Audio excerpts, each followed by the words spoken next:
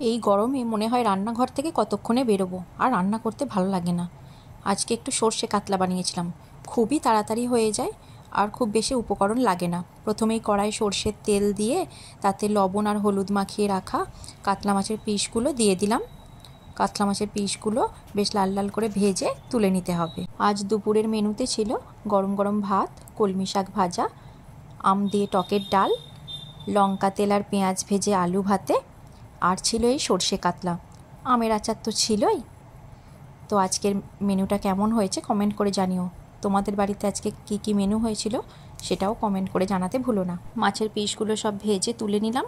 এরপর অবশিষ্ট তেলে সামান্য কালো জিরে ফোড়ন দিয়ে আগে থেকে বেটে রাখা জল সমেত সর্ষেটা দিয়ে দিলাম।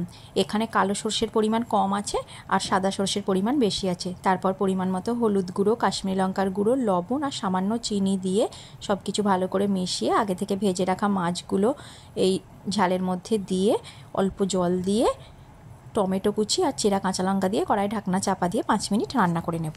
5 মিনিট পর কড়ার ঢাকনা খুলে দিয়ে ওপর থেকে 1 চামচ সর্ষের তেল দিয়ে আবারও কড়াই ঢাকনা চাপা দিয়ে দিলাম 2 মিনিটের জন্য। 2 মিনিট পর কড়ার ঢাকনা খুলে দিলাম।